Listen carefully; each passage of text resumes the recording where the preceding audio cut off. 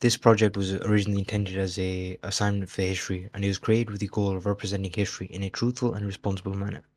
The focus of this podcast is the transatlantic slave trade, and more particularly, it is an exhibition at the museum in Liverpool, which focuses on the legacy and the mark it has left behind on Britain. When looking at this subject, first and foremost, it is important to acknowledge that there have been many profound injustices that have occurred, and it is important and vital to recognise that this topic has historically been underrepresented in British history. The slave trade isn't some distant or isolated event. It's an event that has had a deep and profound impact on Britain in the economic and cultural sense, on its cities and in its development from a nation that was an isolated island to conquerors of the world and hegemonic power. And the exhibition seeks to confront this reality directly. It uses a range of sources and objects to represent the many faces of this trade and the human cost, the business machinery behind it, and the moral questions it still poses to this day. One of the most striking aspects of the exhibition is how it explores the business side of the slave trade. One thing that is overlooked in public memory is this sort of business side of things.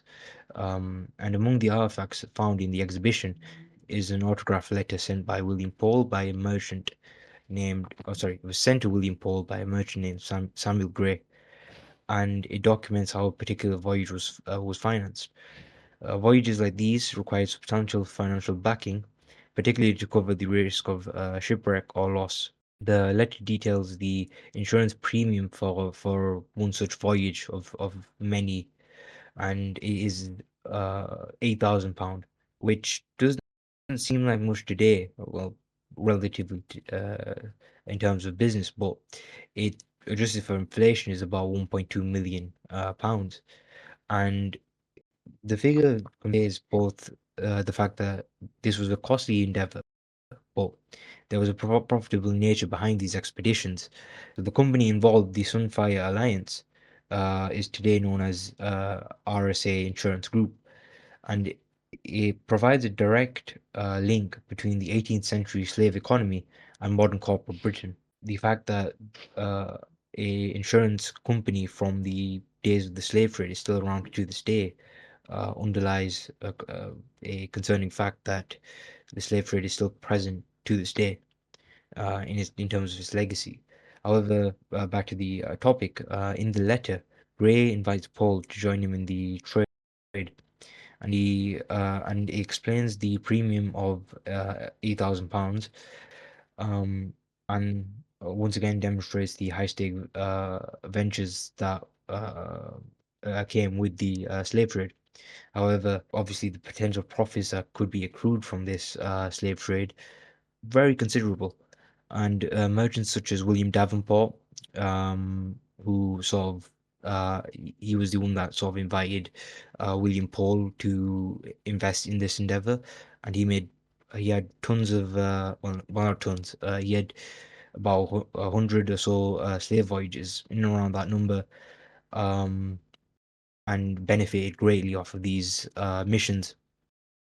And he often saw overall he saw net returns of 10% or higher on these voyages, and that sort of signifies how they were sound investments, considering this is the full sort of extent of the several decades he spent in terms of slave trading. And so the financial evidence reveals an uncomfortable truth about the slave trade, that it wasn't just a moral atrocity, but the slave trade provided a lucrative business for most, and for many merchants, they would have viewed this in purely economic terms, that the ships, the cargo, the insurance and returns, and they'd have little consideration for the human suffering that would be entailed because of this sort of slave trade, right?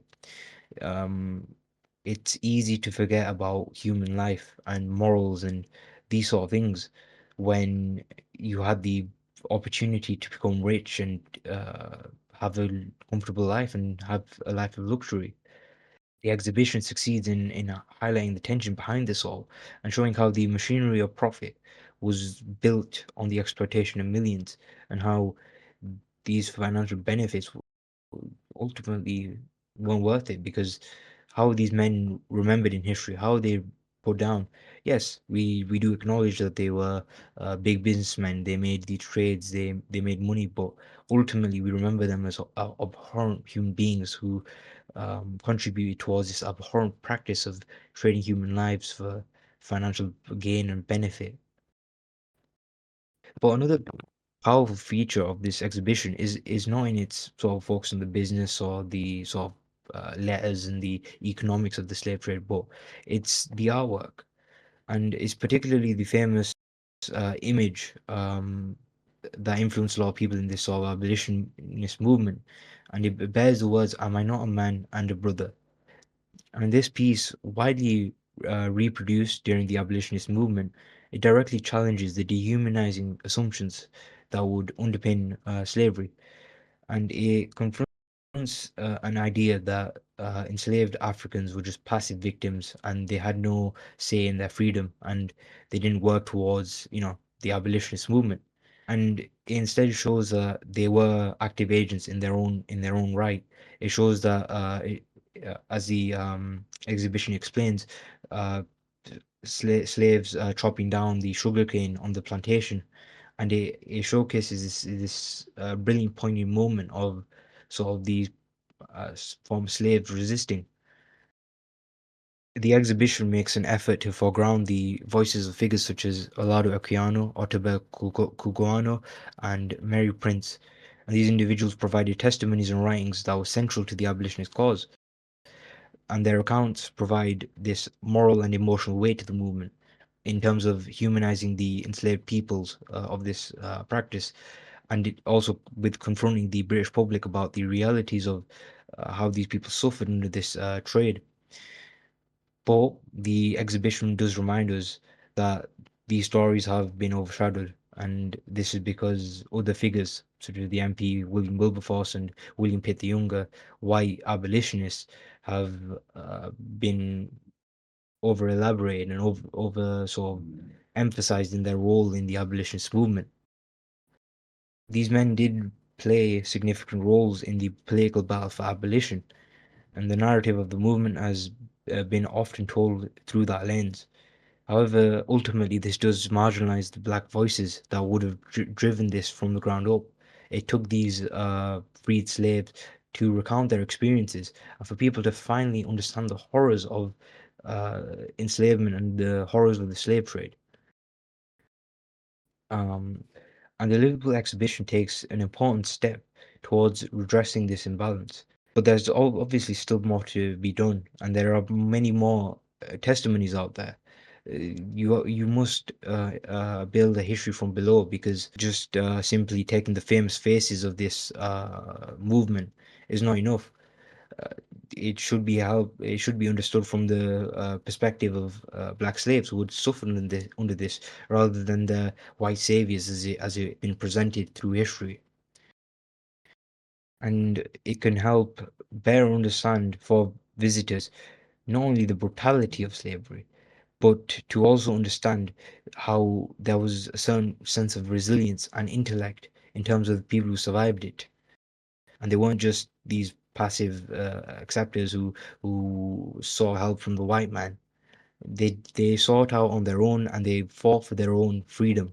So I do think that one of the exhibition's greatest strengths is the multifaceted approach it has in terms of addressing various dimensions to the transatlantic slave trade, in terms of its economic, social, and sort of moral implications. And it recognizes the slave trade as not merely a historical episode, but a complex system that shaped modern Britain. And the wealth generated from ports like Liverpool and Bristol would have laid the foundations for industrial and imperial expansion. As one actor put it quite interestingly, every brick in the town of Liverpool was cemented by blood of African slaves, I believe, whilst he was being heckled. And it is a sentiment echoed by historians, as the towns of Bristol and Liverpool were cemented, in fact, by the blood of African slaves, and this is how both cities has greatly benefited. It was interesting as it coincided with an important event in British history, and that was the Industrial Revolution. As I have mentioned previously, before in this podcast, that the slave trade was influential in taking Britain from a small nation as an island to a global empire and global hegemon. While the Industrial Revolution would have largely benefited the Industrial Revolution would have benefited from the transatlantic slave trade, as it helped move cotton, which was one of the things that was being produced in on the American plantations, and sugarcane, and these saw crops, and it would enrich Britain and its industrial revolution. That much of Britain's prosperity was built on human suffering. The exhibition prompts visitors to confront this reality, encouraging reflection on the moral cost of how to maintain this empire, as one of the most abhorrent things our country has did was support the Confederates in the American Civil War for the sole purpose of benefiting from the continuation of the slave trade in America. Whilst we abolished on paper, I use that in quotation marks, in 1807, the abolition of the slave trade. That act on paper ended the slave trade, but we continue to benefit from those plantations in America. And the cotton produced, like I said, would have been needed because of supply and demand caused by the Industrial Revolution. One needs to confront this reality that the slave trade helped to benefit Britain, and it helped to feed this morally horrible period in the nation's history. There does remain a moral obligation to acknowledge and educate and to face the horrors of the past rather than to seek to sanitize them. One cannot celebrate the achievements of the British Empire whilst ignoring the multitude of atrocities committed in its name. Whilst that 1807 Act would have presented a triumphant endpoint, the and sort of on paper, the moment Britain would have redeemed itself, in reality, the trade would have even continued illegally for decades, and illegally through the government supporting multiple, um, as I said, the Americans in their sort of slave trade and that sort of thing. Merchants and captains would have routinely violated that law to preserve their own economic interests and their own financial aims. It would have persisted towards the 1830s, and it would have taken a further act in 1837 for it to finally fully be outlawed. And even then, obviously, in Brazil, it persisted until the 1880s. In America, the 1860s, and technically even outside of Britain, the serfdom existed in Russia until the 1860s. Well, obviously that's coincides with America, but modern slavery still exists. The in Arabia, slavery wasn't abolished until the 1960s in certain cases. When considering how history is taught, we should ask whose voices are being centered. Are we taking a more Eurocentric approach?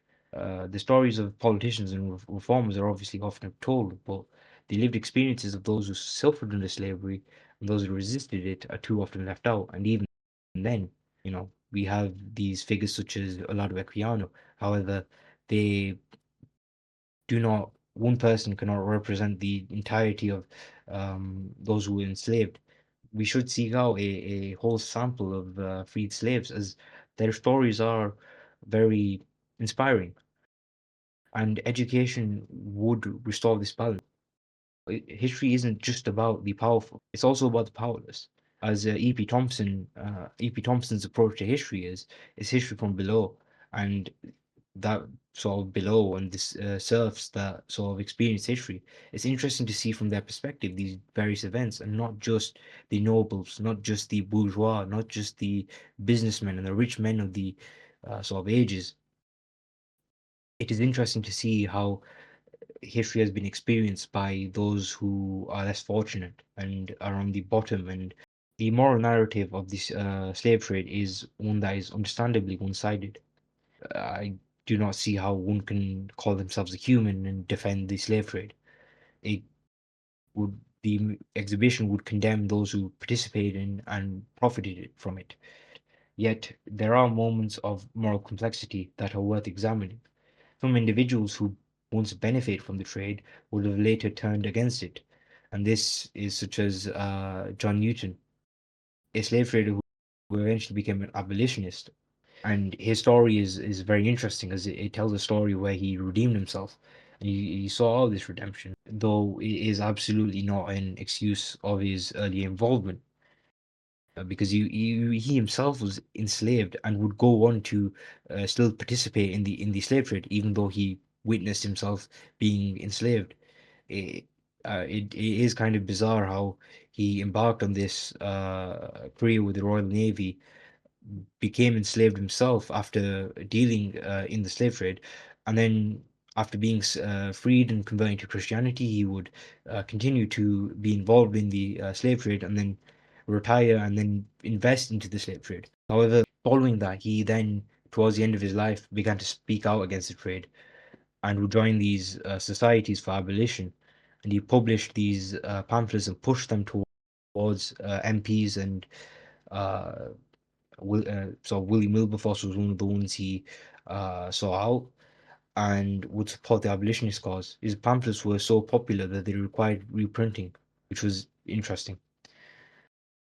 And this transformation reminds us that moral awakening is still possible, even for people who uh, have involved themselves in such a unspeakable horror and such an unspeakable evil. However, it should never downplay how horrible this trade has been. Newton still involved himself in the trade of human beings and treating them as common cattle. And you shouldn't absolve them of their responsibility in the trade.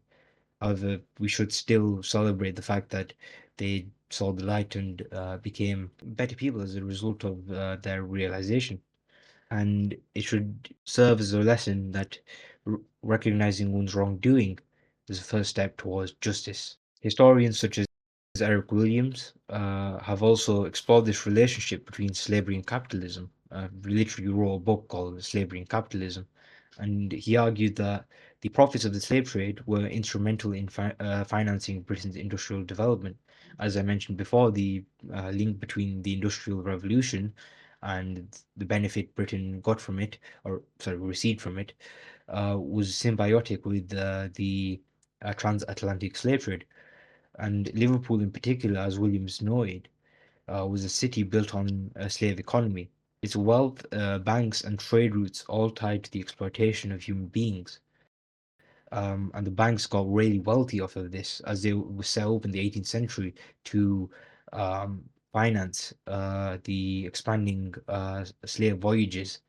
As demand rises, obviously supply will increase. This had a negative impact if we look at it from today, obviously. Positive for the Liverpool economy, but negative for human life. In conclusion, it is very poignant that the exhibition would be in Liverpool and that it also just focuses on the slave trade, which contribute towards Liverpool becoming a big city and a major city in the UK. And it's quite depressing that that came at the hands and the foundations were laid with the slave trade. However, with all these businessmen and people like William Davenport and William Pole that would invest into these slave trades, we shouldn't forget that there were the John Newtons of the world who fought adamantly towards the end of their lives to end the slave trade, and William Wilberforce and William Pitt.